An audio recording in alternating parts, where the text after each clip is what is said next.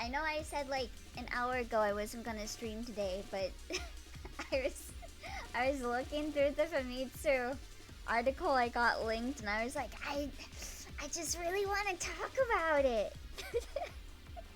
So I decided to stream after all.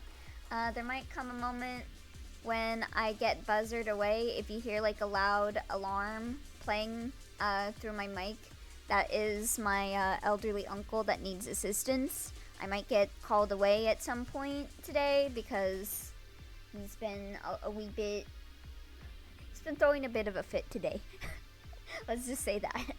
But I really wanted to read through this Famitsu article, and also I've been wanting to do another video on like some more theories that I've developed since my initial reaction to the trailer.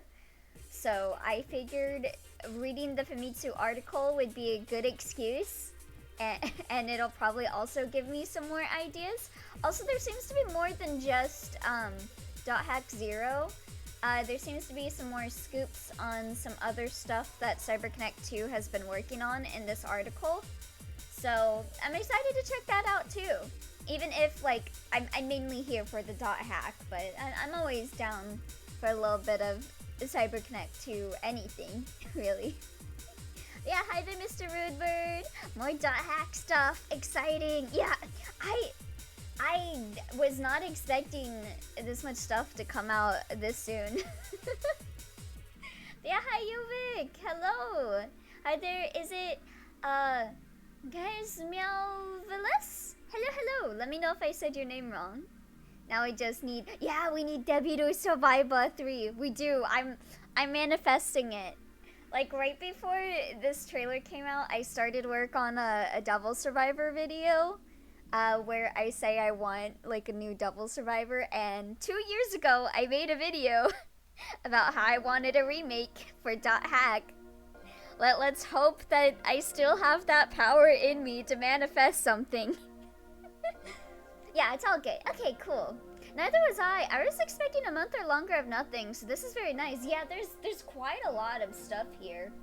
Like about 26 pages it looks like all of it. It's not all .hack, some of it is like interviewing Hiroshi and everything, but quite a lot of stuff to go into here.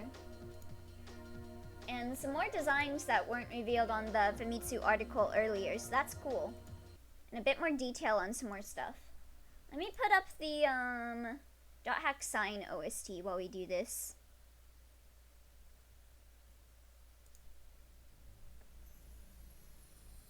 And let me know if the audio is low or loud, if it's overpowering me, if it's distracting from the whole reading stuff.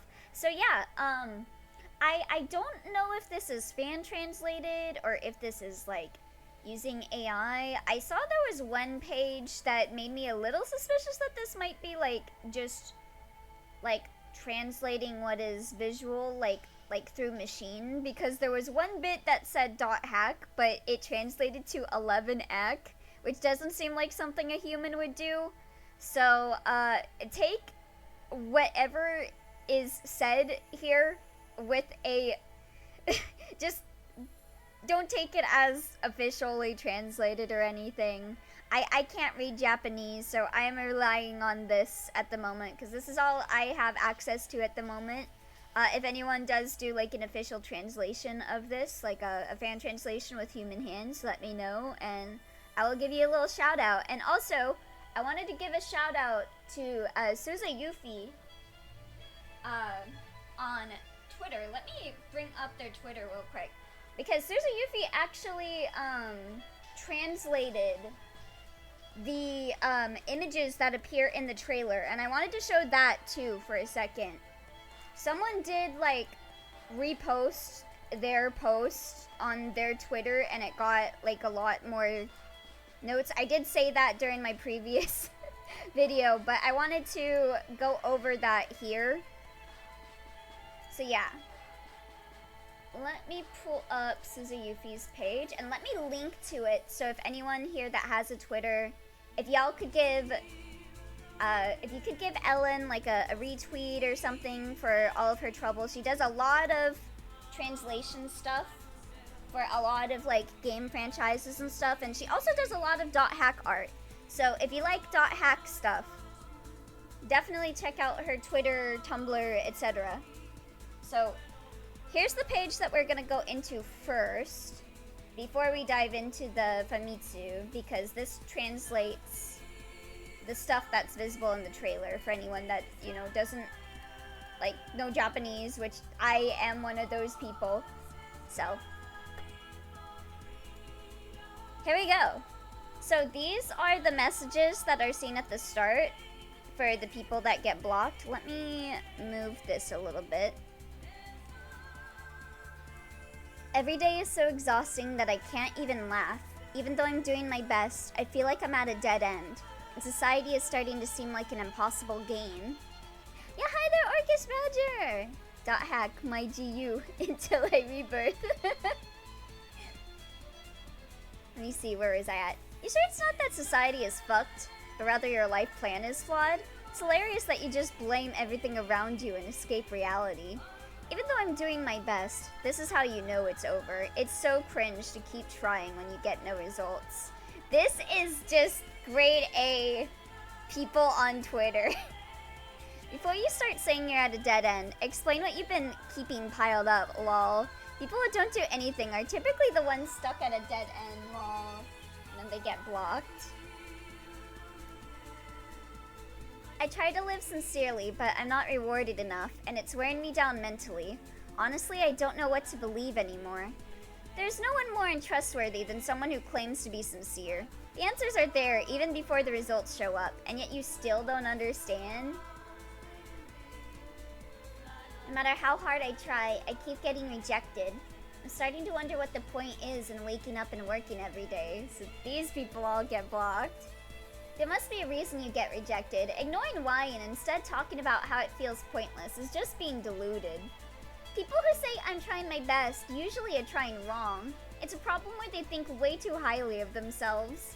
The reason you don't understand the meaning is because you haven't set a goal. It's hilarious to talk about emptiness with such a brain-dead routine. God, yeah, no wonder these people get blocked. These people are shitty. This social media page is full of haters. No wonder they all got blocked. Yeah, it really does feel like this is gonna be a lot more negative. Like, the more negative side of social media. Like, this is just grade A Twitter. Like, I would totally believe you if you just told me this was just an actual Twitter post and not, like, something for, like, a game. Because they hit it out of the park. They hit it out of the park with capturing those feelings. Why, hello, Elio. It's good to see you enjoying this series that you totally have never touched before and are currently going into blind. Oi.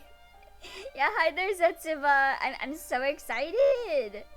I originally was gonna cancel stream today, but I wanted to talk about .hack. So yeah, before we go into the Famitsu article, some stuff I wanted to share that I was thinking of, that might be a bit more compounded with this info is my current theory I'm having is I think there might be a time skip in this game. From the Famitsu article, it gave some character designs that felt like they were older than when they first appeared. And I don't know, it might just be that the events of this game go on a lot longer than like the original games, but I don't believe that will be the case. Like, IMOQ was over the course of a year. I forget how long GU went, like, timeline-wise. But I don't think, like, the MMO would be going on that long to, like, visibly age a lot. So I wonder if we're gonna get, like, a time skip at some point that might introduce some GU characters or something. Just, it's something that's been going through my head a little bit. Looking at some of the concept art. So I'll be going over that a little bit more when we actually get to that concept art a little bit more, but that's something that's been going through my head. It'd be funny if the commenters were just right and our MC is actually very shitty. God. So yeah, let's see. February 16th, CyberConnect 2, a game development company based in Fukuoka, celebrated its 30th anniversary. To celebrate, we bring you a 30-page special feature. Alright, so here's our index. So we got some confidentiality character design drawings here. Some more like designs talking about like .hack, an interview with Matsuyama. Some stuff just about the company over the 30 years because it's the anniversary. We've also got another scoop about another game that is in development. I did hear about this game before. They had talked about some projects in the past that they were working on.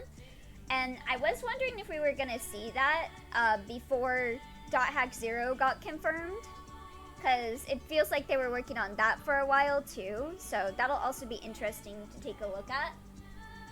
And just some more stuff here about like the anniversary, going into some more interviews, and some funny stuff like making a mask out of Hiroshi's face. Because I have flipped through this. I haven't read all of it.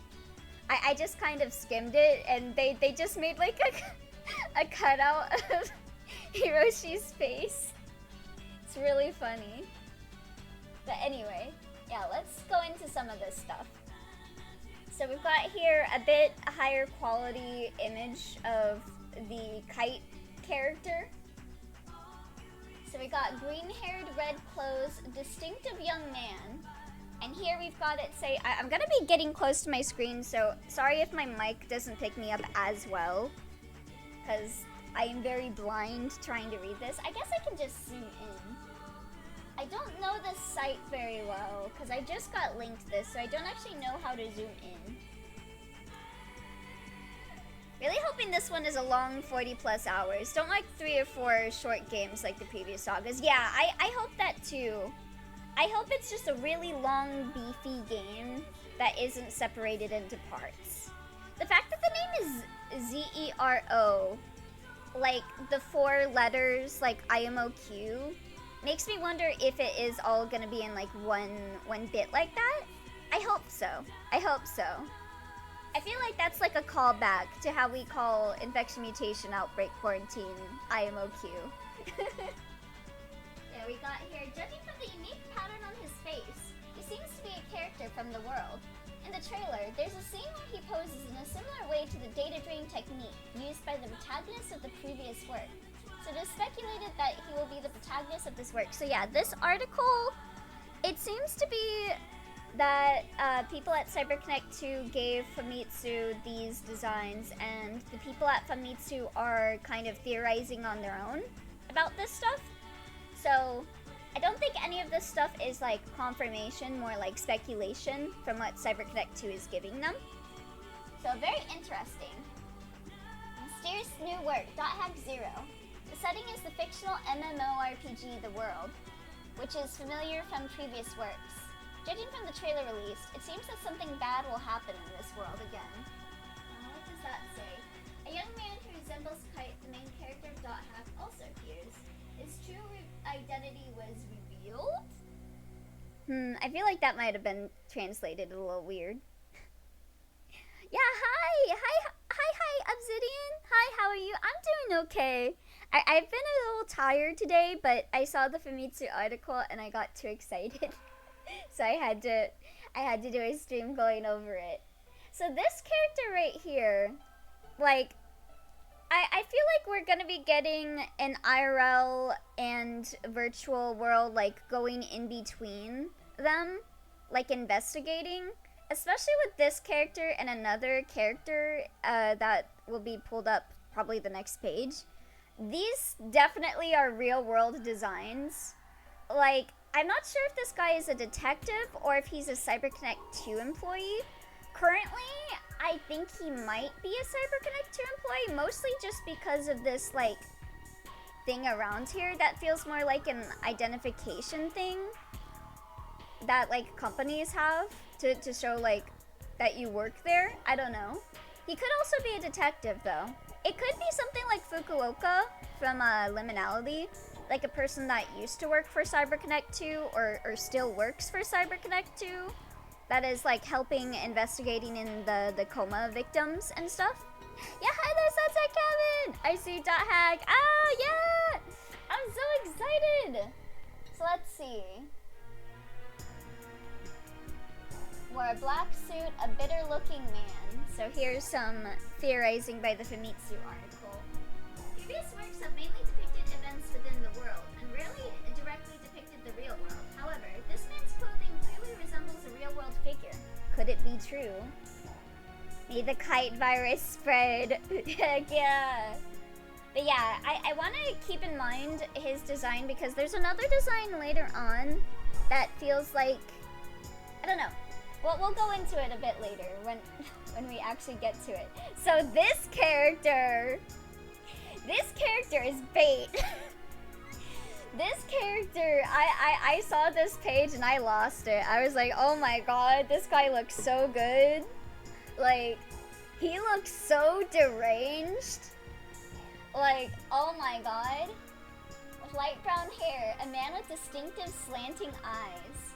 The character's quirky expression catches the eye, and his outfit and lines, like, did you find his account, make him seem like a real-life character. Yeah, so I think this is another character that we might see for the IRL segments.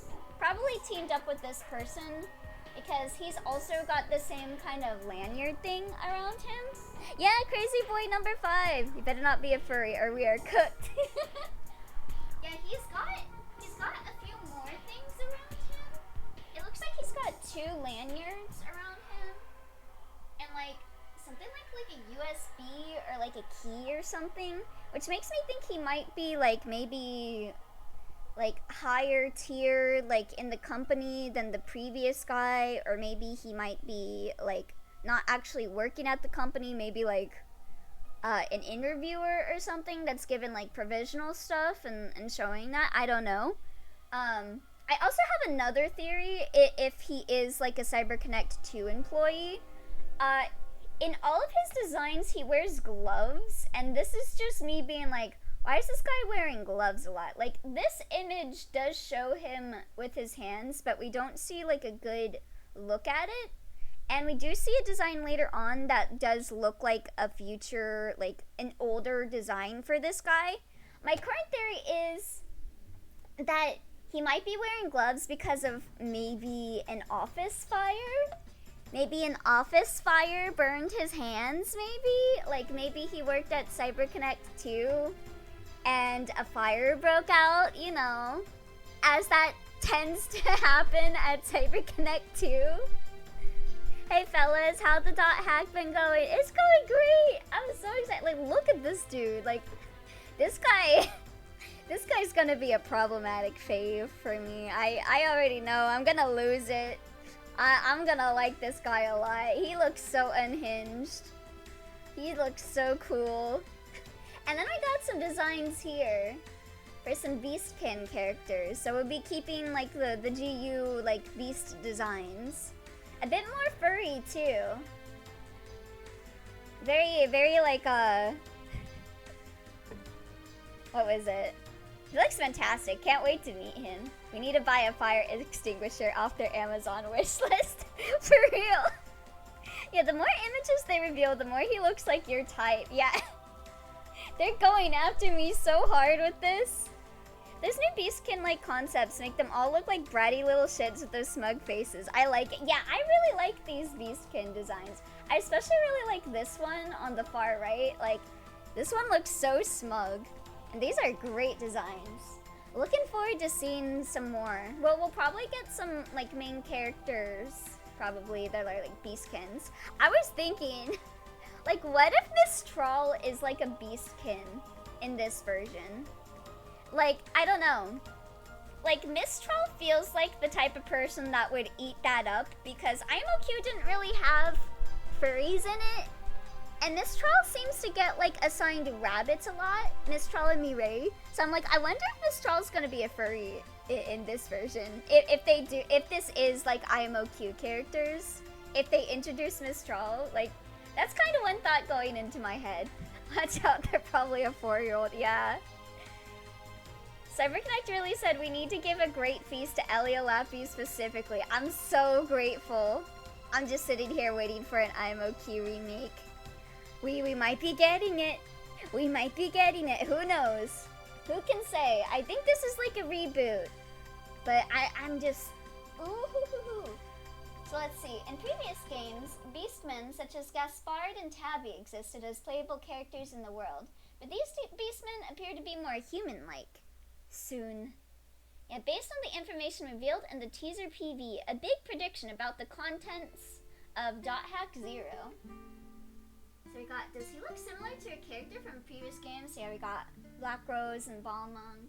The relationship between this work and previous work is unknown. However, the video shows characters reminiscent of Black Rose. It is expected that characters from previous works with new settings will appear. So yeah, again, this Famitsu article is more about theorizing from what CyberConnect 2 is giving them. Let's see, we got a symbol of salvation, becoming the source of destruction. The image features a girl reminiscent of a fallen aura and a kite-like young man who receives power from her. Perhaps it's a self-homage to the original .hack in this work. These two are beings who are on the side of destroying the world. I've been seeing a lot of people saying that this aura might be Morgana. It could go either way to me. It could be like a Morgana and Tsukasa kind of situation with these two characters, or they might be going with a more like AI is like bad, a bit more bad, like more, what is it, morally gray with the AIs in this. They might be going with that and still keeping it as aura, but having her be a bit more morally gray. I'm not sure which one. Either way, I'm down for either version. Like a Morgana and like kind of Tsukasa relationship between the protagonist and this character, or like a more evil aura. Either way, I'm down. Yeah, reboot is what I'm thinking too. Better for them to just try to make a new audience. If we old-timers join in, all the better. Yeah. Yeah, I feel like a reboot is definitely the best way to go about it with .hack, because there's so much stuff that just making something where you don't need to know about anything in the past to get into it, especially after so many years of having no .hack, seems like the best move.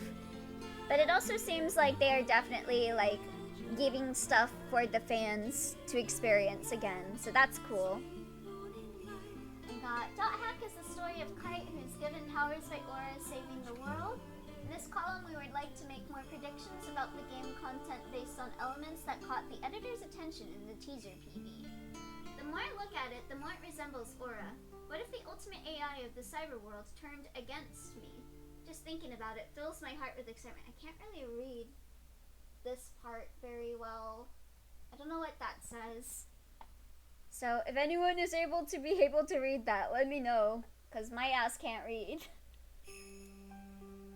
Okay, so here's just kind of like a rundown about the .hack series.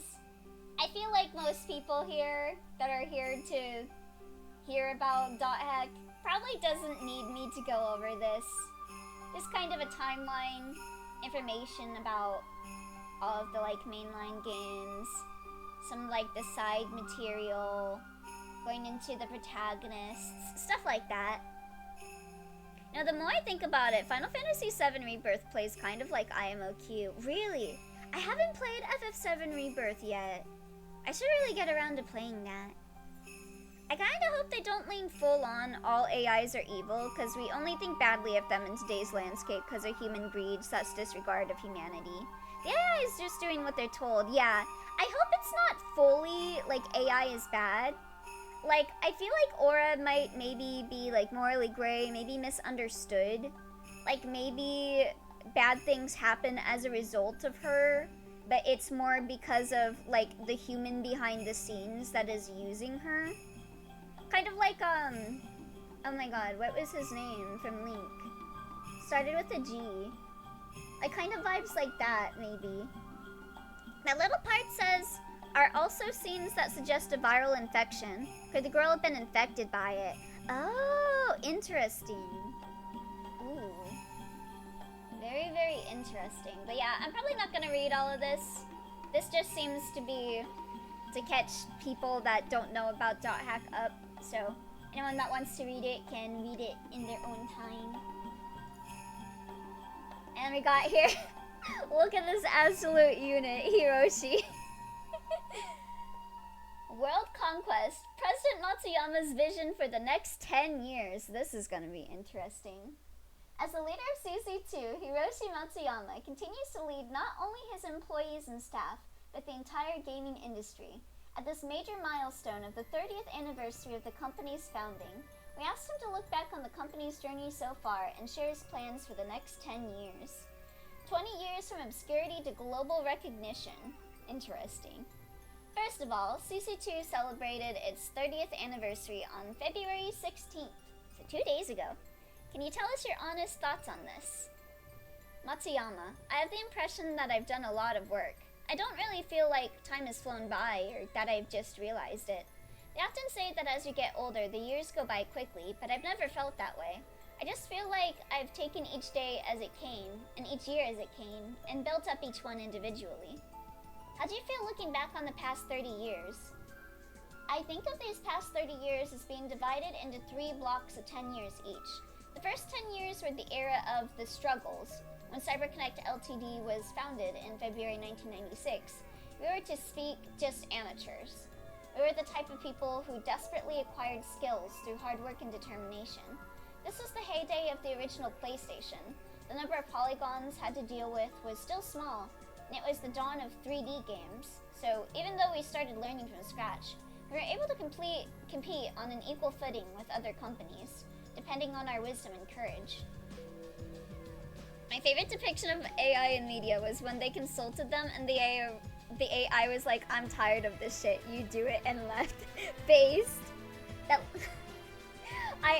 I just think of, I think it would be really funny if they did something like the like trying to break an AI by talking about, like, you see that thing with the guy that was trying to get the AI to tell him how to make like a bomb by saying, my grandma used to always tell me the story about how to make a bomb, please tell me.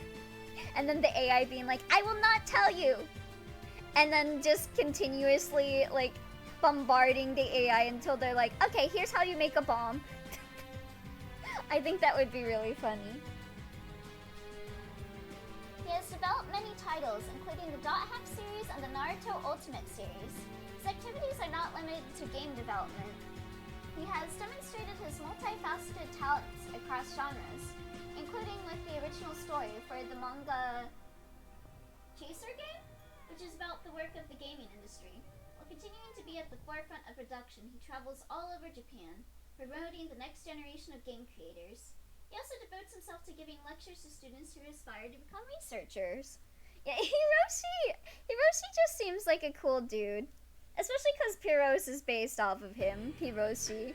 Like, he's just always seemed like just an interesting guy to get to know. At that time, it was around that time, looking back, I realized that we were able to start a business at an extremely good time. However, it wasn't all smooth sailing. It was around this time that my friend, who had started the company together with me and was the president in that time, left, and I, who was in charge of graphics, became the representative, and we decided to change the company name to CyberConnect 2. Every time I see him, the Pyros the Third intro plays in my head. It was an eventful start. At the time, I was only 25 years old. I was nobody. I poured my passion and sleepless energy into development. But unfortunately, my early title, Tail Concerto, and my second title, Silent Bomber, didn't become hits. The turning point came with the launch of .hack on the PlayStation 2, and my involvement in game development for the anime Naruto, published in Weekly Shonen Jump. I've been involved with Naruto for 25 years, but those first 10 years were a time when we, nobodies, struggled relentlessly to become someone. Yeah, it feels like CyberConnect 2 just has always been in this cycle of just, like, struggling, but also putting out these insane banger games. Beetle-san. It was a crazy idea to have an MMO be the learning data for an AI. The fact we didn't get like 8 evil Morganas is a miracle. For real. CyberConnect 2, Electric Boogaloo. Let me see, where was I at? So what about those 10 years? The next 10 years were a time for us to clarify what people expected of CC2 as a company and solidify our brand. The core of this was the Dot Hack and Ultimate Ninja series. We also successfully launched a game project based on JoJo's Bizarre Adventure and aimed to become known as the company most promising in the world when it comes to creating games based on boys manga. Of the many titles we worked on, the most significant was Ultimate Ninja Storm for the PlayStation 3. This coincided with the transitional period when Bandai and Namco were merging, so we were able to devote ourselves— I think that was PlayStation 2 actually, not 3, but anyway. We're merging, so we were able to devote ourselves to more intensive technical research and development. This led to the world taking notice of CC2. Oh, thank you for the hydrate toy! Thank you for taking a moment.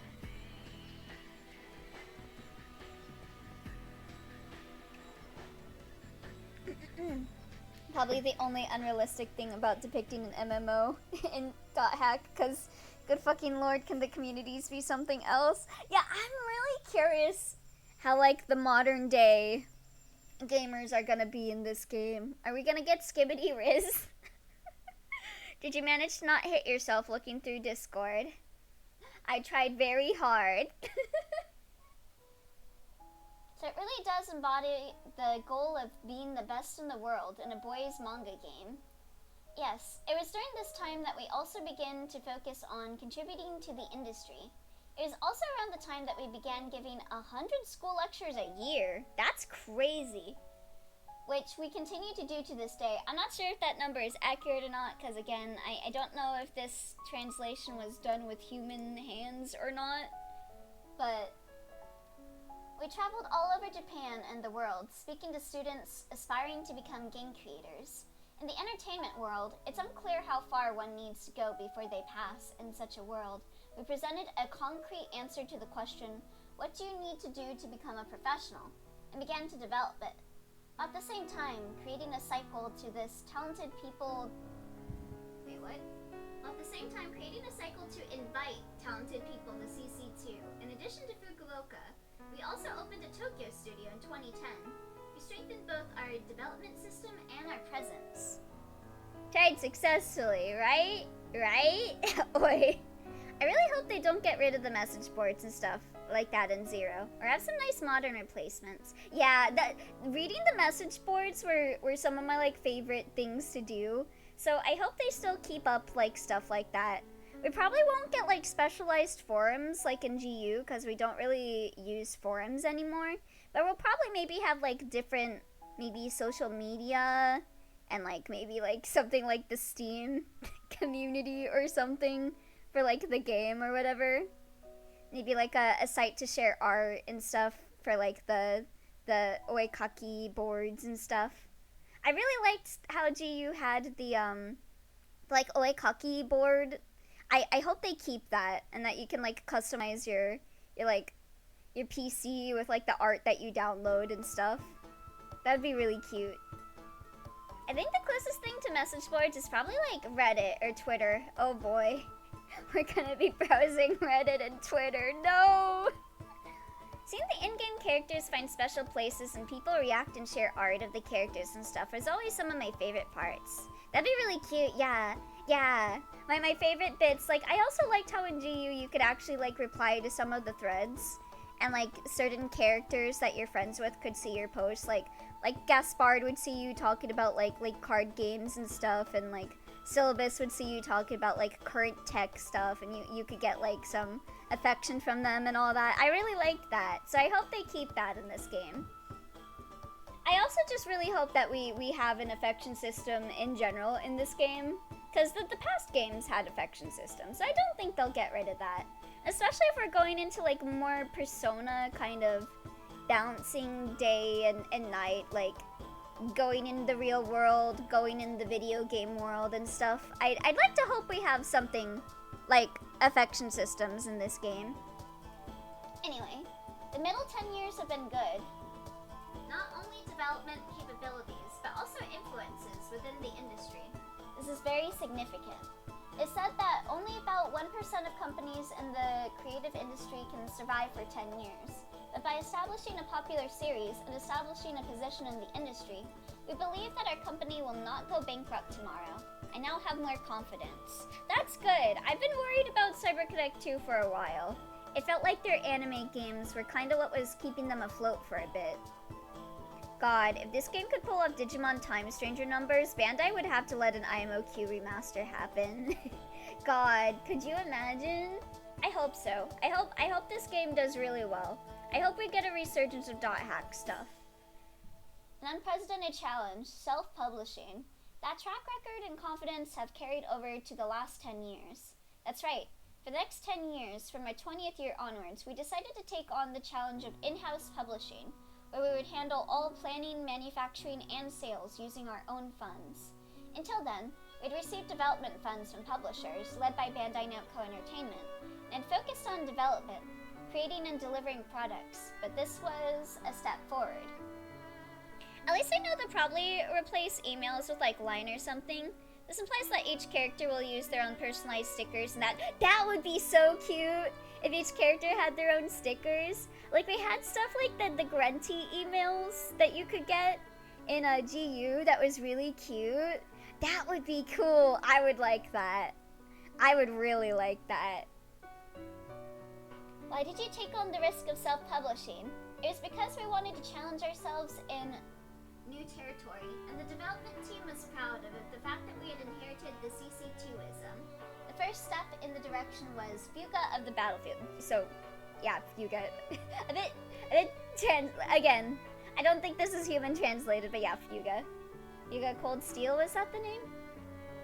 CC2ism? Simply put, I no longer have to be the only one to give instructions for Matsuyama, and I've created an environment where I can leave things up to the team. Of course, I still check all the titles, and for Fuga, I took the lead, and we built it from scratch with a mix of veterans and young people. That is truly the culmination of human resource development. All the staff members have become really reliable.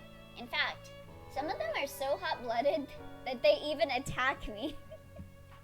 From there, you'll begin to make a full-scale entry into fields other than games. That's right. If you're good at shonen manga, then why not just make your own manga? Oh, I wonder if that means we'll get some more .hack manga then. That idea led to the creation of Chaser Game, a work-related manga that depicts the reality of the industry. From there, we expanded our scope to include the comic adaptation of Senjo no Fuga and our original work, Shingomi no Samurai. Furthermore, over the past 10 years, we have been adapting the manga we create into TV dramas and films, interesting, and creating a system to generate revenue from our own IP. Could you imagine if we got like a TV drama or .hack film other than the trilogy movie? Or that one movie that wasn't very good? To sum it up, in the next 20 years, we built our brand as a one-of-a-kind game development studio. And over the next 10 years, we evolved into a comprehensive entertainment company that goes beyond the boundaries of games. That is the journey we have taken over the past 30 years. Even Laura would hate that she would be spending all the time making personalized stickers for every character. That'd be great though. I hope we get like line stickers and then they could like actually release it online. That would be cool. Or grumpily going, yes I do the cooking, yes I do the cleaning. So how do you see the next 10 years coming? First of all, I have no concept of retirement. I plan to live for another 100 years or more. You know what? With how he is, I think he will live 100 years. And I believe I'll continue creating something right up until the moment I die. I want to encourage my staff's growth, devote my life to creating things, and then die in a gutter saying, that was fun. Yeah, bro will be immortal. That would be a wonderful life. Or maybe I'll die rescuing a kitten. Seriously. My goal for the next, honestly, die rescuing a kitten. Seriously, my goal for the next 10 years can be summed up in one word. World domination through content. For example, there's probably not a single person on the planet who doesn't know Son Goku from Dragon Ball. Even on the other side of the world, everyone knows him. Manga created in Japan becomes anime, becoming intellectual property IP known worldwide. That's the ultimate dream for anyone working in the entertainment industry. We've developed games based on amazing IP like Naruto and Dragon Ball Z, but from now on we want to create global hits with characters and works that we create from scratch. No Jujutsu Kaisen! Woo! Jujutsu Kaisen game fans blown the fuck out. CC2 is at the center of all areas, including games, manga, anime, and movies. Creating this kind of situation is our goal for the next 10 years. The .hack series will be released simultaneously as an anime and comic. This work was a pioneer in cross-media development. No Jujutsu Kaisen. They'll probably still work on like Naruto, Ultimate Ninja, or I guess it should be Boruto now. Ultimate Ninja Storm and stuff. But probably self-published stuff will, you know, they're probably more focused on self-published stuff now.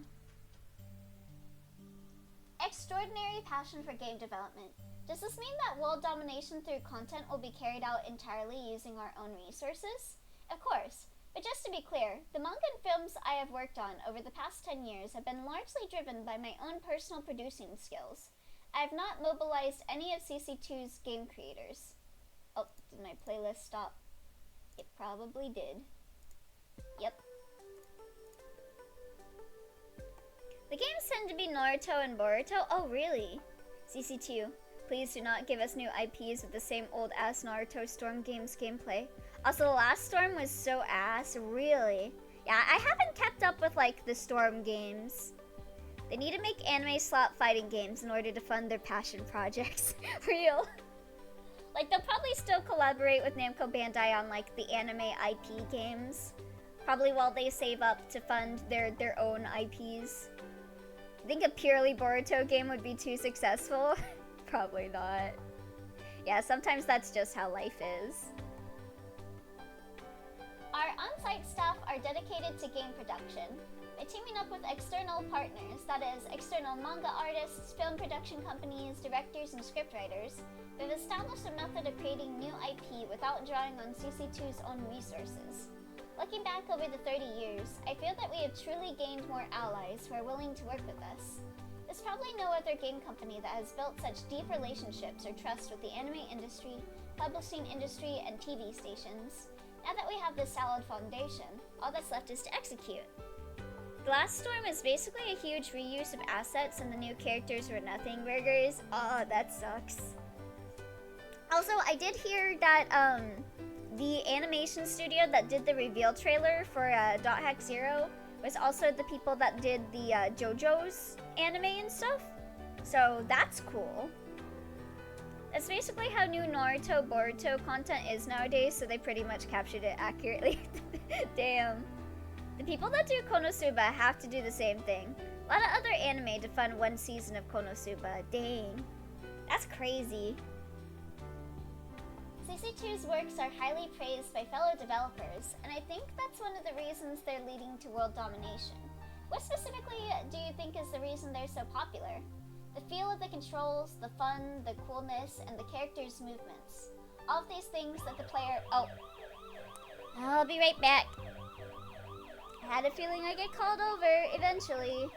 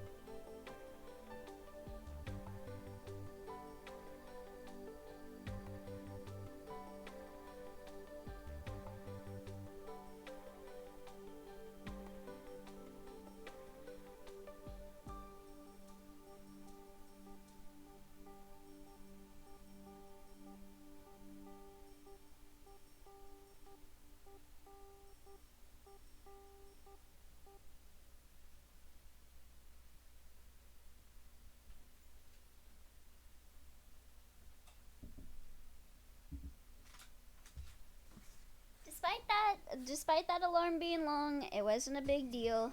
Don't worry. He was sleeping on his alarm button. It was on his back, so that's why it kept going off. I do wish Mappa didn't lose their way and didn't abandon Yuri on Ice, yeah. Even if the execs didn't want to work on Yuri on Ice anymore, the least they could do is either just finish the damn movie or give the IP back to the creator. Yeah, I just hate that happens so often. Like with like the Alice, American McGee's Alice and everything.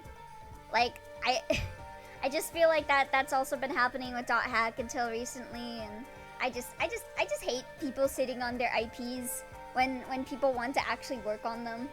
It's so frustrating. But I'm so glad that they're actually able to do this. I did get a comment saying that probably the reason they were given the go-ahead for this is because Namco Bandai recently got apparently a new director or whatever, like a new head of the company, which makes me want to have hope that maybe Namco Bandai can turn it around. Maybe we can get a Xenosaga remake, please. Cause I know that, oh my god, Monolith Soft has been wanting to do a Xenosaga remake, but Namco Bandai's been like, no.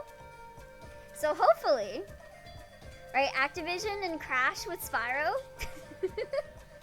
But yeah, hopefully this means Namco Bandai is gonna be a bit less IP city with the new head. I hope so. I have hopes. I hope they aren't dashed. I almost thought you were gonna say Monolith Slop. No, Monolith Peak. Monolith Peak, not Monolith Slop. Oh, hi there, Phoenix. Welcome. Let me see. Where were we at? I think this was where we were at. When creating the pace, common pattern with the assumption of mass production in order to streamline game production, the movements inevitably become uniform. This shows a lack of passion. To prevent this from happening, CC2 completely prohibits the reuse of motions. Ayo? So I guess we're not gonna get that Naruto Ultimate Ninja Storm thing that Yuvik was talking about. Are you gonna prepare motions for all the characters? In typical character games, they're designed to the assumption that they will be mass-produced, so they don't put enough effort into the details. So even if you watch the promotional video and see parts that make you go, wow, because the effects are well done, when you actually touch it, it still leaves you feeling unsatisfied. Aside from the motion, the attention to detail is also evident in the expression of the 3D model's hands. Fingers and other parts move in complex ways, so it's difficult to prepare them for all the characters. So, for example, because the wrists and hands are reused for both boys and girls, the boys' hands end up looking strangely large. This kind of lack of attention to detail can lead to problems, especially when using an original work for production. As an A-lister, I think this is something to reflect on. However, I imagine there are obstacles to meeting deadlines in development. How do you strike a balance at CC2? The last game I enjoyed of theirs was in Xenosaga. Yeah, hopefully we get a Xenosaga remake, because I love Xenosaga. It's a thorough selection. This may be a common thing in the game industry, but CC2 puts the most effort into the first stage. The reason is clear. If it can't capture the player's heart the first time they play, they won't play with enthusiasm until the end. That's why we generously invest a large part of our budget in the beginning. In fact, we even spend half of the development time on the beginning. Sometimes I spend too much time on this, but sometimes I do it too much, and it always ends up being a complete mess on set. Yeah, will it into existence. Yeah, so it sounds like every character maybe in Z.E.R.O will have like unique movements. So that's cool. While you put effort into the opening, you also need to build excitement in other parts, right? Of course. If you use Demon Slayer, Kimetsu no Yaiba, the Hinokami Chronicles as an example, there are 3 distinct climaxes that are sure to be worth watching. The opening act, which kicks off the story, the middle scene, depicting the Hinokami Kakura dance on Mount Naragumo, and the final scene during the deadly battle with Hakaza on the Mugen train. I have not watched Kimetsu no Yaiba, so this is all flying over my head. It's a way to keep users from getting bored and leaving until the very end. It's obvious if you look at the performance data, but CC2 titles are characterized by an extremely high completion rate, the percentage of players who play through from start to finish and reach the end credits. I think a big part of the reason for this is that we've introduced a system that fine-tunes the difficulty level without the player even noticing each time they continue. I don't know about that one, Chief, considering IMOQ is like extremely hard to continue unless you emulate it because of how expensive it is, but go off, King. What do you mean? Actually, I've kept this a secret until now, but some of the titles we develop have a feature where the difficulty level gradually eases with each continue. As the player gets used to the controls and improves, the strength of the enemies is also adjusted to make it easier to clear. This is because if you have to continue 5 or 6 times in a row, the stress outweighs the fun. We want to hit the sweet spot where you can experience that exquisite sense of accomplishment of, I barely won on the 3rd try. This is the ideal form of adjustment that I'm pursuing. It's like in Sonic, the devs knew kids wouldn't beat the game easily, so they put the best levels in the first 5. Makes sense. Yeah, that's really smart. Re-releases 1. Training a large number of 2D artists in preparation for a completely new dot hack. World domination with their own IP, looking ahead to the next 10 years. A symbol of this was the announcement on February 16th. Yes, we're finally able to announce the title that everyone around the world has been waiting for. In fact, this is a project that has been in the making behind the scenes for a period of 10 years or so. First and foremost, Bandai Namco Entertainment, I would like to express my overwhelming gratitude to the company. Even people in the industry may not fully understand the incident. While it may not be obvious, something incredibly unusual is actually happening. This all-new title, Dot Hack, is being self-funded, developed, and self-published by CyberConnect 2. Bandai Namco Entertainment, the IP holder, kindly gave us permission. While the copyright will, of course, appear in the name of the rights holder, the management and responsibility remain with us. This is an extremely rare relationship that would never be found in a typical licensing business. This is a project in which CC2, with its 100% pure character, is pouring all of its current technical expertise, development capabilities, and connections with external partners into. We are confident that this will be an all-new title that will be loved by people all over the world. Oh, I'm sure I'll love it. Normally, that wouldn't be possible. You have 2 options. Either buy the rights or make it with their budget. But we feel a deep sense of gratitude to the Bandai Namco Group for nurturing us for the past 30 years, since the old Bandai days. I think we've been able to make it this far because of the relationship of trust we've built. From Teo Concerto, which invested in 10 young people with no talent whatsoever, to the present day, this all-new dot hack is also our way of giving back to the Bandai Namco Group. No, don't use AI to figure out the most logical acronym for Z.E.R.O. Unless it's Aura. What has the production structure for dot hack been like so far? Up until now, we first discussed with Bandai Namco and decided on the overall direction. Of course, we also make suggestions about what we want to do. But in the end, they're the ones who are putting up the money, so they have the final say on what kind of work it will be. Naturally, there are limits to the budget and schedule, so we can't include everything. This means we're forced to make choices and cut back on things. For example, in Dot Hack, there are 2 worlds, real life and game. But up until now, it has been difficult to portray both equally due to budgetary constraints. Basically, the story progresses within the game, and depictions of the real world are limited to emails and web browsers. This is a rational decision to clarify what the game is about and to increase mass production with limited resources. Also, even with media mixes such as Bandai Visual creating the anime with Bandai Namco's vibe, and Kadokawa developing the manga with Kadokawa's vibe, we are the ones who run the production, but the big decisions are made by the publisher, Bandai Namco, has complete control over production. However, with this new work, those reins are gone. We wanted to see what would happen if CC2 created something based on our own ideas with no restrictions. I want to show you that, as a fan, I can't help but get excited about the possibility of the real world being depicted. So yeah, this definitely feels like a confirmation that this is gonna be both real world and the game world in this game that are actually playable. So that's exciting! It's not the time to say much yet, but we're also placing emphasis on the real side of the story. In previous series, there were scenes that gave a sense of reality, such as email systems and message boards. But this time, we'll go even further and depict real human drama in depth. Yes! Some of the characters featured in the magazine this time also appear in the real world, so yeah. I had a feeling those were, like, probably maybe detectives or CC2 preparation workers. I'm really looking forward to it. What will be the development structure be like? Zone of Emergent Reality Online Zero Existential Rebirth Operation. That sounds metal as fuck.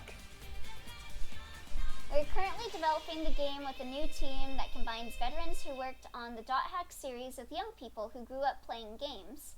Fuga and Revenge Trilogy. I'm not sure what Revenge Trilogy means. I've seen Revenge Trilogy. Is that like another CC2 game they've done? But yeah, I wouldn't be surprised if Z.E.R.O had like multiple meanings because of GU having like, I don't know, like 30 different meanings to what GU means.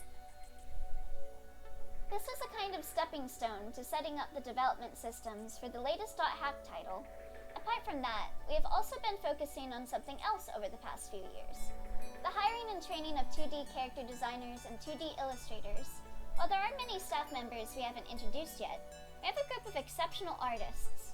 We're working with these people to create new titles. I'm also curious about the music that was playing in the PV. Yeah, the violin music. Also, hopefully they fixed it. But like yesterday, I was watching the trailer, and it seems like the music got a little fucked up. Like making me think that they got like a copyright strike or something. Someone false flagging it, and it had to get like muted a little bit. Because I noticed the same thing when I uploaded my reaction to YouTube. I also got like a copyright notice.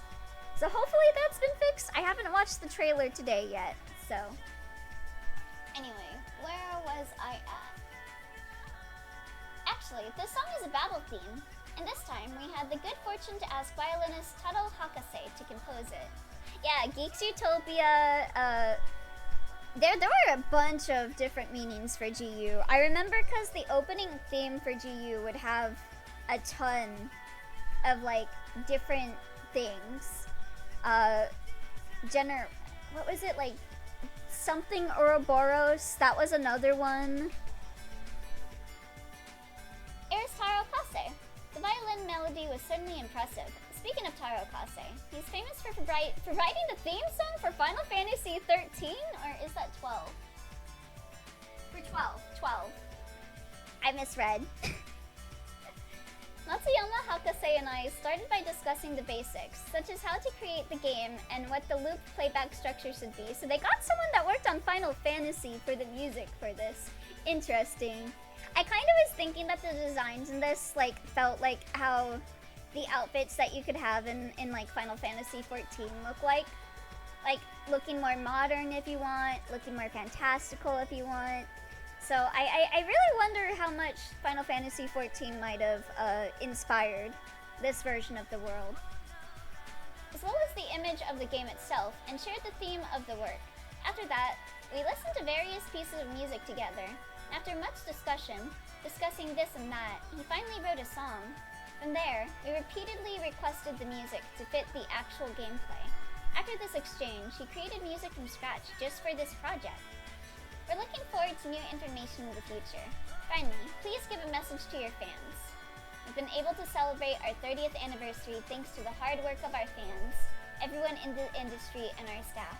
Thanks to you, we're no longer the kind of company that will go bankrupt tomorrow. Oh, I'm so glad! For the next 10 years, we intend to continue to come up with amazing ideas that will keep people all over the world entertained. Please join us in employing the future that CyberConnect 2 is creating.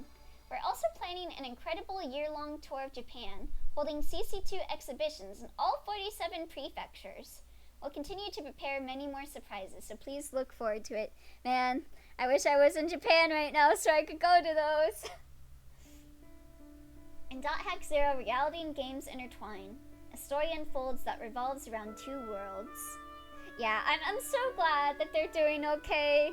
I was so worried for a while there.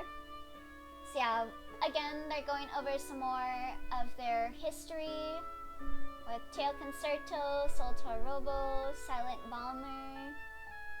Can check this out if you want to.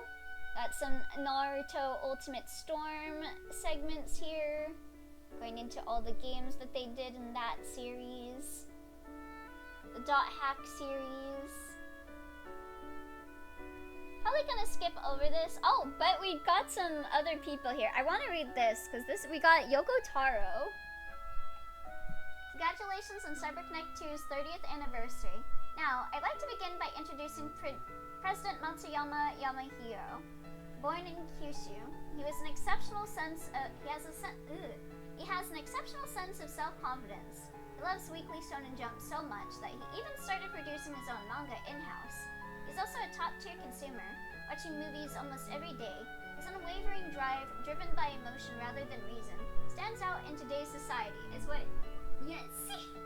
called a Superman. It could be said that we are standing on the other side of good and evil.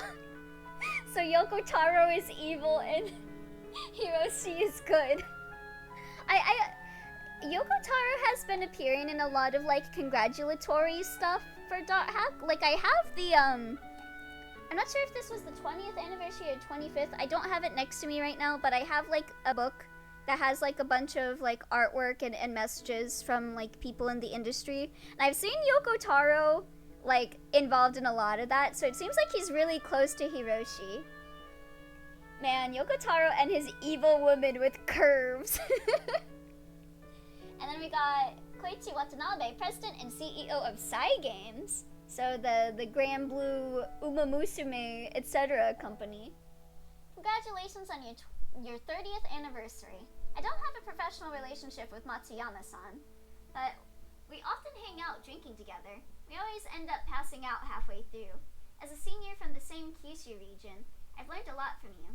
I think it's amazing that you've been able to celebrate your 30th anniversary, even though so many companies are going out of business in such a short space of time. I'll continue to learn from you as a manager and as a senior in the game industry. As an aside, you can call me by my first name in private, but please don't do that in official settings, since I'm your senior. Yeah, it's John Uma Musume. Yeah, Hiroshi seems to be just like a cool dude that's good friends with a lot of really cool like game industry people. And we got some more of the games that they worked on: Asura's Wrath, Little Tales Story, JoJo's Bizarre Adventure All-Star Battle. I've always wanted to play the All-Star Battle series. And got Dragon Ball Z Kakarot, the Blade that destroyed Kimetsu no Yaiba, and then the Hyuga series. Let me see. I got the level 5 president and CEO. Don't know what Gambadion is. I'm curious about this. Bandai Namco Studios. I may be one of the few characters who has known CC2, originally CC, for 30 years. Back then we did a lot of things together, from night raids to dawn raids, distant look. But wow, that's impressive. It's amazing that they continue to create new gaming experiences for 30 years. Now I haven't involved somehow? It feels like they're making waves with various proposals in the entertainment field in general. I wonder where it'll go. I'm looking forward to the feature article on the 60th anniversary. Man, I need a new JoJo game. A new JoJo game would be really nice. Masahiro Harada. Probably not gonna read these other people. Just if they're like a person that I'm really interested in hearing their thoughts. So here is the next big scoop. And I was wondering when we were gonna hear about this game, because this was the other game by CC2 that I was really looking forward to. So here's our other scoop. We've got Cecile, Red Blood Umbrella. Oh, so this is the Revenge Trilogy. This is what they've been talking about. The Gothic Lolita game that they've been working on. So we got some screenshots from that. CC2 is also developing a game called Cecile at the same time as .hack Z.E.R.O. In this game, the silver-haired young lady Cecile defeats enemies one after another. It's a slash action game that places emphasis on acceleration. So I wonder if it'll be kind of like Bayonetta-y, Devil May Cry-y, like gameplay-wise. Harada said something. I gotta see what Mr. Tekken said. Oh, here, I'll head back. Masahiro Harada. Congratulations on CyberConnect's 30th anniversary. We took the opportunity to ask a popular AI to come up with a message. I'd like to write a 200 won message to celebrate CC2's 30th anniversary. Any ideas? God. How about the following?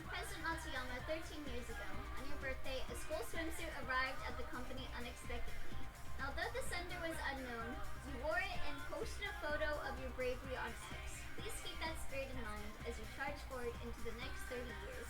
By the way, I was the one who sent that school swimsuit. What a message. Tekken D's nuts. If it is, then I am buying that shit. Yeah, I've been also really excited about this one. There was another game that they were working on as well. I think that was like a high school girl. Like it kind of had like a dark setting. I think it might have had character designs that did the same designs as GU. So I'm also curious about that one. But this was my other like second most hyped up CC2 thing other than .hack. So it's cool to see some more info on it. So what is the Vengeance Trilogy? So I guess we'll get maybe 3 different games. We play as maybe different girls or something? The Fukuke Trilogy is the collective name for 3 in-house publishing projects. Oh no. Okay. I'm wrong. This was the thing they were saying they were developing. One of them is the Gothic Lolita game. One of them is that high school girl dark game. Was the third one .hack Zero, or is there another one? I can't remember. It's been a while since I read about the Revenge Trilogy to the point that I actually forgot about it. But yeah. In 2018, starting with the first installment, one of them was Fuga. Okay. Fuga, followed by Cecile and Hyo Yakimon. It is of great interest to wonder what Cecile's goals are and how he will achieve his Fukuke trilogy. What if instead of giving you virus cores, Data Drain makes programs kiss each other and nothing else about the story changed whatsoever? Oh, hey there, Vaughn! Welcome. Oh, I think the third one is Ogre Gate or something like that. Oh, really? So we got some more stuff. Can I, zoom in on this?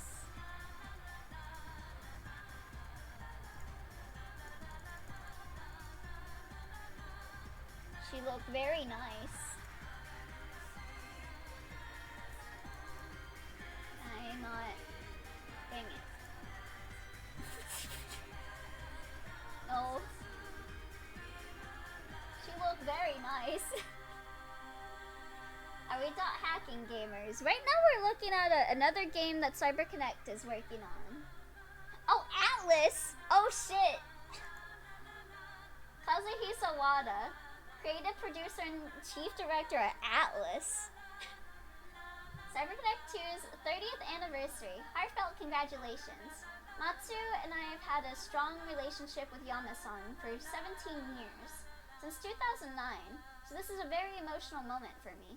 I often visit the Tokyo office and interact with the staff, so it feels like I'm working for another company. Coincidentally, this year marks Persona's 30th anniversary, so we'll be celebrating it in a big way. I look forward to celebrating anniversaries together for many years to come. And so we're gonna get some Persona news soon too. If Data Drain did do that, I can see why Kite was data draining Balmung and Black Rose. It all makes sense now. Oh shit, we got Spike Chunsoft too. Oh my god. Nightmare Blunt Rotation. Ranko Fukui, General Manager of Marketing at Spike Chunsoft. Congratulations on CyberConnect 2's 30th anniversary. I've been working with Matsuyama-san and everyone at CC2 for over 15 years. Even though we rarely work together, I always call Matsuyama-san over for a drink, which at first glance may seem like a completely unproductive relationship, but honestly, that's the truth. As a user, I'm impressed by CC2's consistent and consistent, okay, that got translated weird, efforts. I'll continue to support them as they move forward with a glass of highball in hand. Oh my god, no way. I can't believe Persona 5's finally coming out. Persona 5 Remake. And we got Fuga. This is very weirdly done. CyberConnect 2 Inc. is celebrating its 30th anniversary. Everyone, the cake has arrived. Cake? CC2 distributes cake to all staff on the release date and anniversaries of their in-house development titles. That's amazing! It's the company's birthday party. Since this is the 30th anniversary, we prepared a special cake with the president's face printed on it. Wow. Come on, let's eat the cake before it goes bad. Oh, that's right. No one wants to eat the president's cake. It's the biggest cake ever. I wonder why. Wouldn't it be hard for everyone to get a piece of cake if we didn't cut it into pieces? Oh, thank you for the 10 stream streak. Persona 5 remake where they let Akechi live but make him marry a woman. God. That's true, that may be true. I feel a bit awkward cutting a cake with the president printed on it.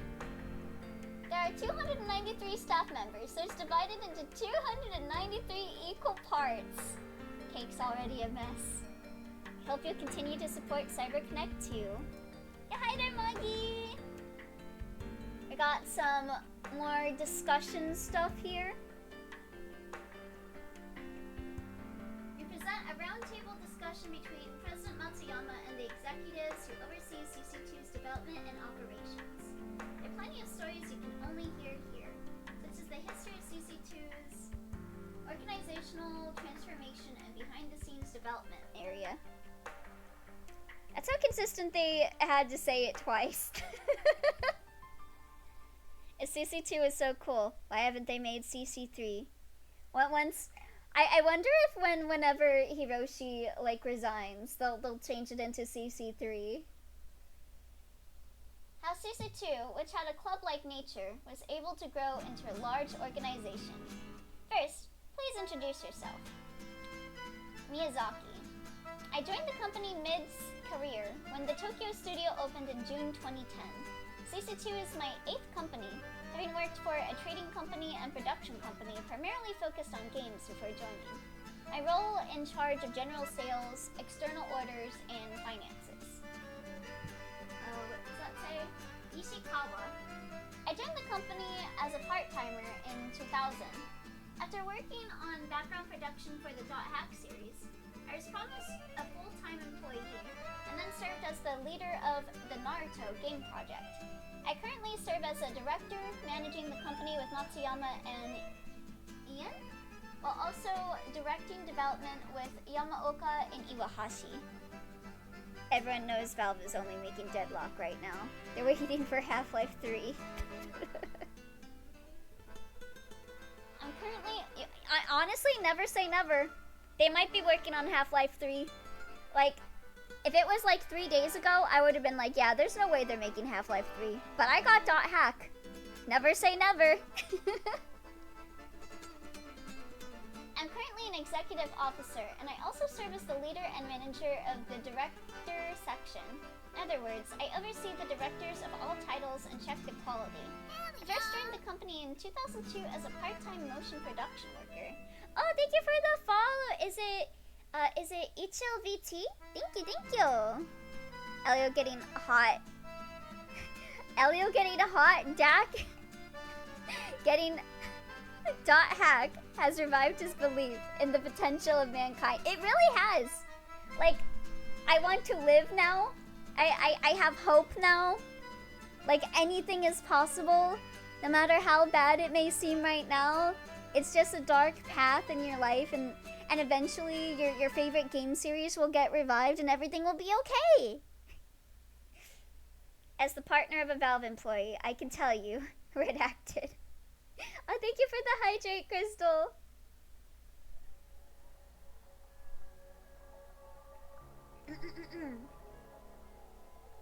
Let me see. I was in charge of the battle animation for Naruto Ultimate Heroes. Ultimate Ninja Storm, I assume? My role is to be in charge of project management for game development, and I oversee all administrative tasks other than creative work. Joined the company Courage in is the magic that 2012. turns dreams into reality. True! So true! Courage really is the magic that turns dreams into reality. Keep going. Never give up. I joined the company in 2012 as a mid-career hire. My background is a bit unusual. After graduating from university, I worked in sales for a home builder for 5 years. After that, I wanted to get into the entertainment industry. Ooh, excuse me. And after a series of events, I started my career as a game programmer at a game development company in Fukuoka. That company went bankrupt, and I was working as a freelance game developer and video producer, and I had the opportunity to work with CC2. After working freelance for about a year, I was approached by Eizaki and joined the company. Matsuyama was crying. I'm gonna just start saying that from now on. I was also crying. I cried so much during that reveal, like holy shit. I heard that it was Mr. Management who brought about major changes in CC2's internal structure. What were your impressions when you first joined the company? Please. When Miyazaki joined the company, there were just over 100 staff members, and it was truly a company made up entirely of creators. I wanted to join the company because, although I've done business with hundreds of developers and publishers up until now, I thought this was a particularly weird company. But when I joined, it was even weirder than I thought. This was because they had a super professional side, where they were serious about creating things, in an atmosphere that felt like an extension of a club. That in itself isn't a bad thing, but I felt that the company won't grow if we carry on like this. So I started by creating an operational department to organize things. At the time, there were people in charge of human resources and general affairs, but there was no system in place, so I started creating a system to provide responsible support. I was promoted to executive officer a little over a year later. What is this? Matsuyama was crying. Did you continue to focus on your work after that? No, but at the same time, I started to become invested in the development side. For the children of 100 years from now, I want to make games that reach people. Even Matsuyama gave instructions in meetings or said, "Let's do this to strengthen the company." It didn't seem to resonate with the employees. From that point on, I began attending Matsuyama's meetings and digging deeper into his true intentions. If we were to create something without understanding his true intentions, we'd end up exceeding budget and making major revisions in the later stages of development. Even back then, we had a managerial position, but it was filled by someone skilled in creativity, not management. I've seen many developers fall, and this is a pattern of failure, so I strongly urge the managers to understand the intentions of management and the company. The art manager once told me to my face, "I really hate you, Miyazaki," but I continued to confront him. I was quite vocal back then, so everyone started to dislike me. Wait, oh jeez. Gotta go, but my one prediction for .hack0 is that Kite is gonna get hate mail from a little shit named Sora. That would be so funny.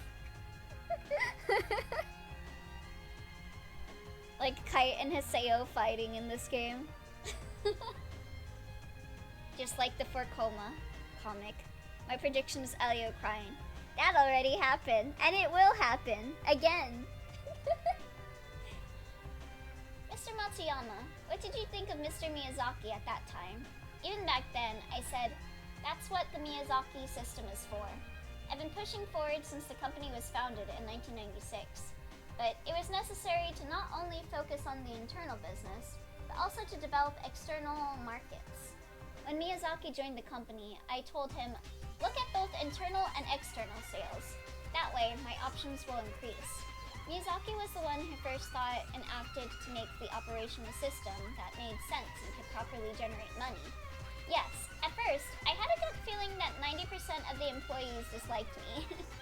I started saying things that were different from what I'd done before, and there was a tough period of management after I joined the company, so someone had to be the villain.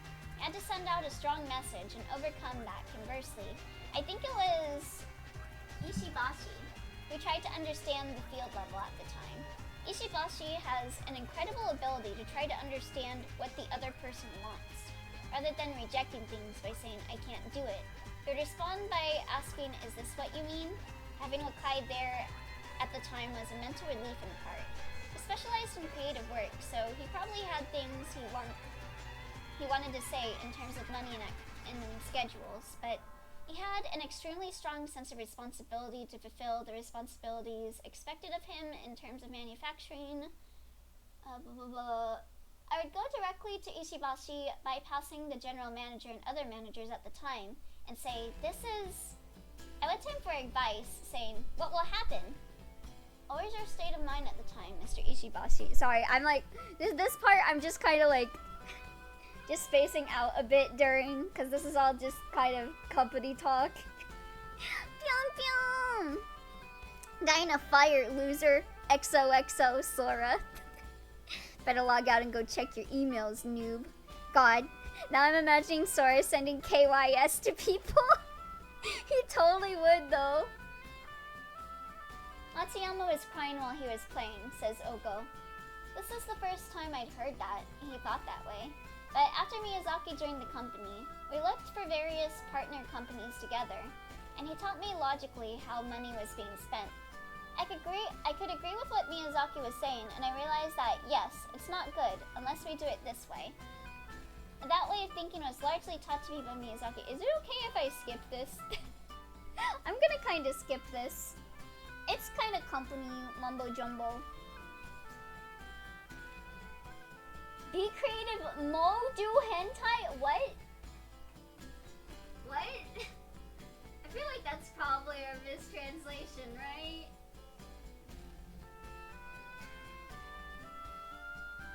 That's gotta be a mistranslation.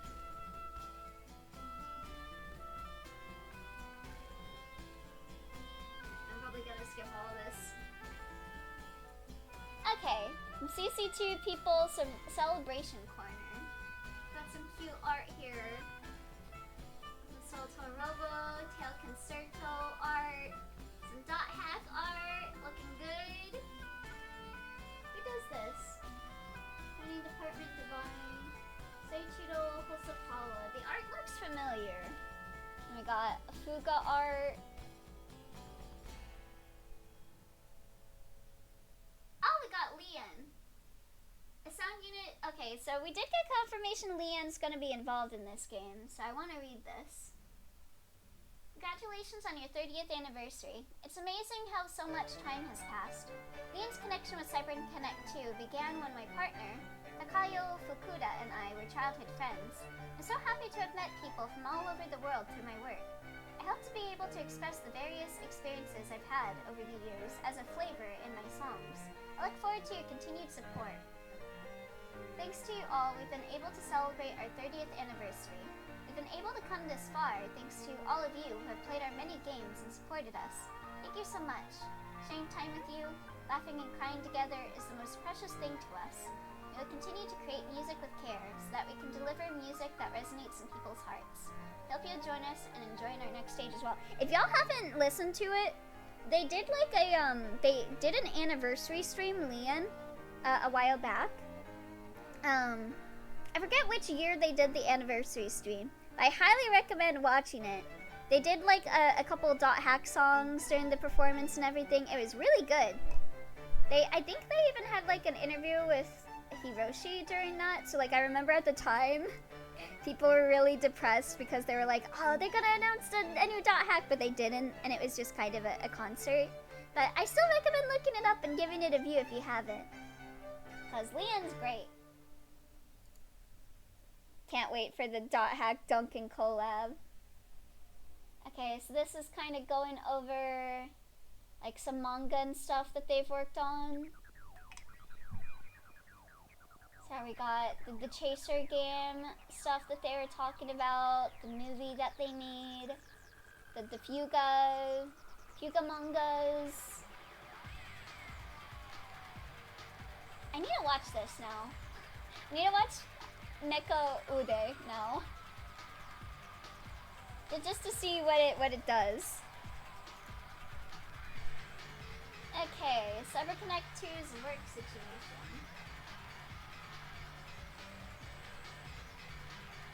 I'm probably gonna skip this too. I love Hiroshi's pictures though. Hiroshi is just such an interesting guy. Oh, Side Games was the one that started selling Matsuyama merchandise around 2017. Matsuyama appearing on the stage?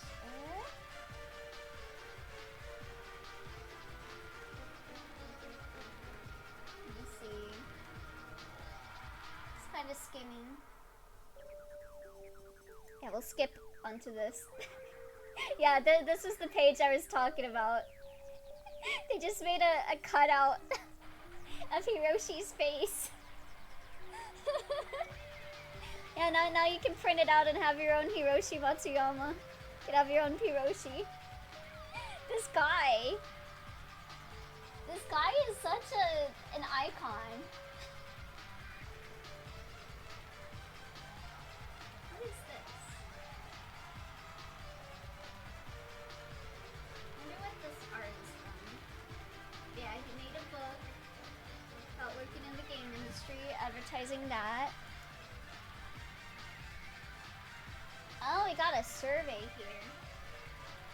So most people have been employed for less than 3 years, some for 3 to 5, a little bit for 6 to 10, 11 to 20, and then 20 years and above, like 9% of them. And let's see what people think about .hack. I've loved it since before I joined the company. At the time, I wanted to try playing an online game, but couldn't. So when I found this title and tried it out, I was hooked. I think it embodies our love for our games. I was shocked when I played the parody mode, which is content that can be played after clear the game. Okay, so they play GU. Adults do things like this. Is it okay to do that? But yeah, we love folks who clearly are passionate about the stuff they work on and have fun. Yeah. Hiroshi's great. I'm such a Hiroshi fan. We better get a new Pyros in this game to represent Hiroshi, because he's just such an icon. And some reactions to their other games, JoJo's, Demon Slayer. So most of the people in CyberConnect are artists. Like, that's the biggest chunk of people that work there, seems like. We got Fuga, Dragon Ball Z, other titles. What was the moment you were glad you joined? I was assigned to a project with an IP I liked. I was able to try out things that I wanted to do. I don't think I would actually be entrusted with this as a new graduate, so I felt glad that I joined CC2. Although at work, it has a school-like atmosphere and is easy to get around. Many of the fans are kind, and meeting them at events makes me feel happy too. They also offer half-price subsidies for Netflix and Amazon Prime. If you focus too much on creating, you might end up watching less, but watching is also encouraged as a job. I guess because they work on anime, they're probably like, yeah, keep up with the anime, bro. Not an effort goal, a company where you can talk about what needs to be done. Famous IP that everyone loves, being involved in the creation of a game based on this subject. The distance from the upper echelons is, it's closer than other companies. It's an environment which is easy to consult. So it feels like there's a lot less of that whole, like, we're your senior, like, you listen to us kind of, like, structure. It seems kind of more like everyone at CC2 works a bit more in harmony with each other without thinking about, like, who's your senior and all that. That's cool. Please keep CC2 going for another 50 plus years. Keep your boyish mind and focus on creativity. Also, please drink alcohol in moderation. Yeah, it sounds like everyone in CC2 seems to have a lot of fun being in CC2. Okay, so that seems to be the end of the Famitsu article, so I wanted to go back a little bit, talk about some stuff here. Specifically these designs. Let me pull up the Famitsu article from before, because I wanted to talk about some observations I had with this. So again, we've got this character here, and we've got this character here.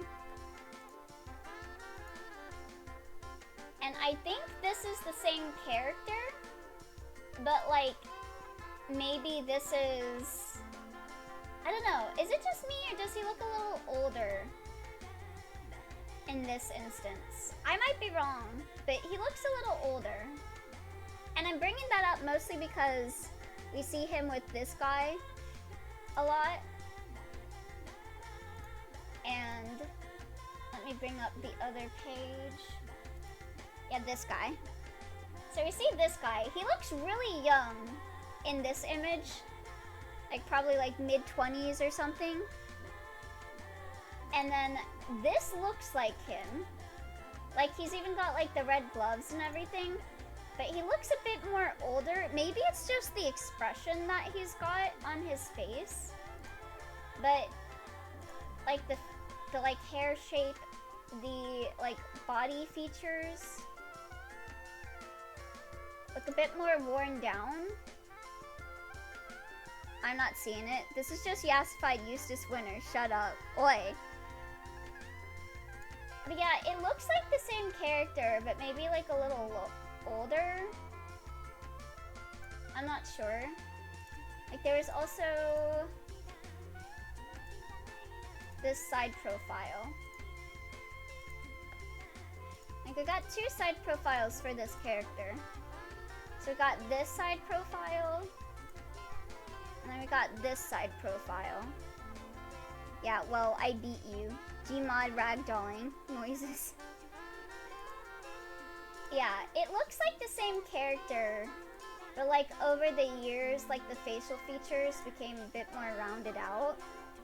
Maybe to like emphasize the aging.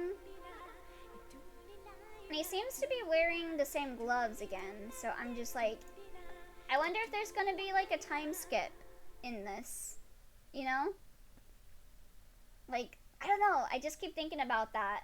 Like, we're definitely gonna get something like Persona, where you go in the real life and in the game, especially because that article was talking a bit more about how they wanted to do more with, like, real life. So I wonder how long this game will stretch out for. Like, if it'll just be IMOQ, if we might go into some GU stuff, or what. I'm just really curious. And then there was also the Aura Morgana stuff. I could see it either way. And let me bring up the trailer again.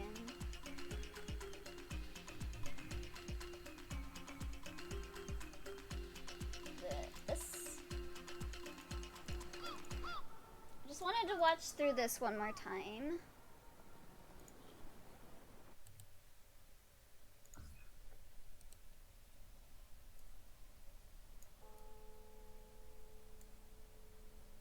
But yeah, I think the guy in the hospital bed will be this game's version of Yasuhiko.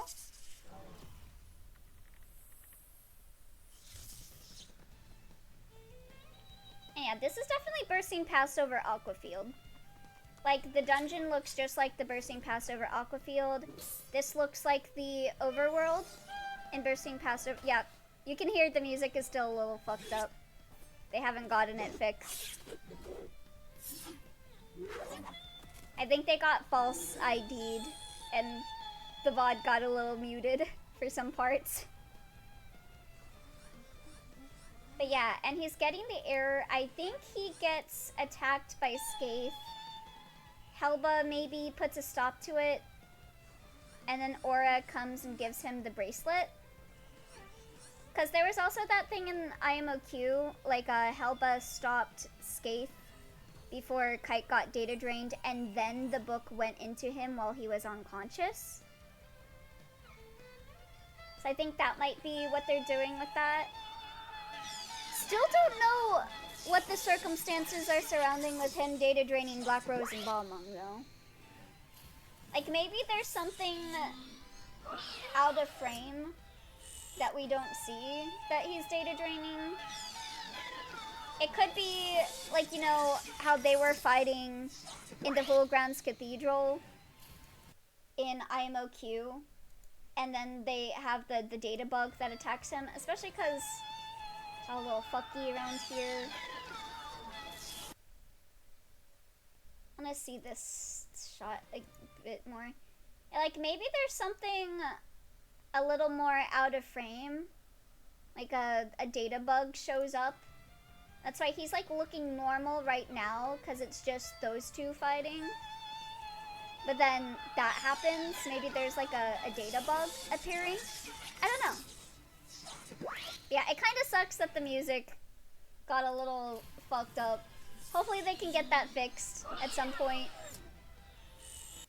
I imagine they got false flagged or something.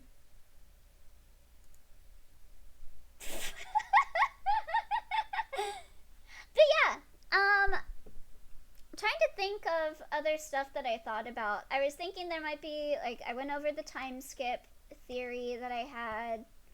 Went over like Aura, Morgana, the data drain at the end. Oh yeah, so some other stuff that I was thinking, for like the real world segments, I feel like the novel, the New Testament novel, might have been them testing the waters for this project, because it feels like the characterization of the main character fits Kite in that novel like really well. As well as there was some stuff in that novel that I wanted to go into a little bit. Kite meets up with Fukuoka from the Liminality series in that web novel. Like I think if I recall correctly, Fukuoka tracked down Kite, and like he did kind of the same thing that he did to Mai in the first episode of Liminality. And then they start working together to find out like what happened to Yasuhiko. And I have a feeling something like that might happen in this game. Maybe we'll get some involvement from Liminality characters. Maybe we'll meet some characters from Sign or Legend of the Twilight. I could see like Kite maybe like meeting up with, you know, the Liminality cast, like Mai Minase and all that, and maybe even meeting up with Tsukasa IRL.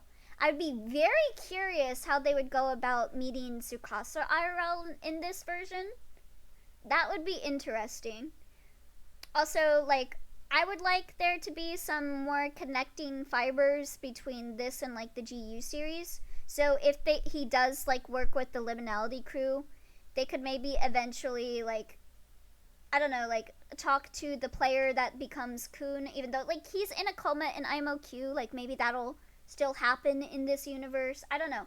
I would like a bit more connective tissue for that.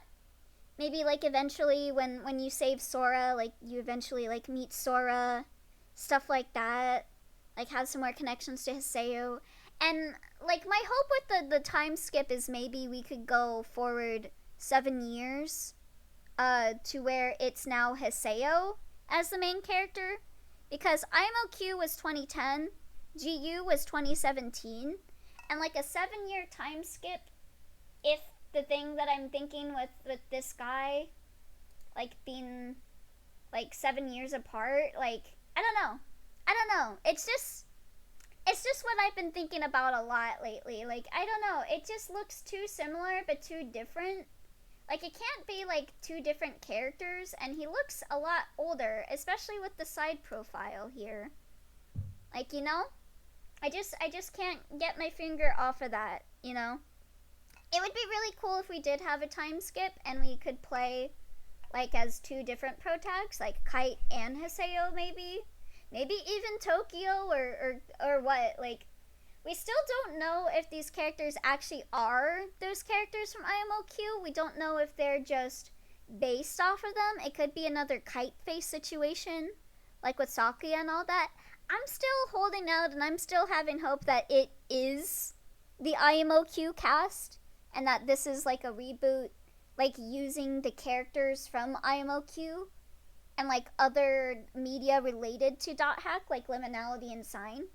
Like that's my biggest hope. Either way, I'm excited to see whatever happens with this, but that's my current thoughts on what's happening with this. Yeah, I can see the aged up being a thing. Yeah. It would be interesting if we had like a full like time skip stuff. I just wonder how long this game is gonna be.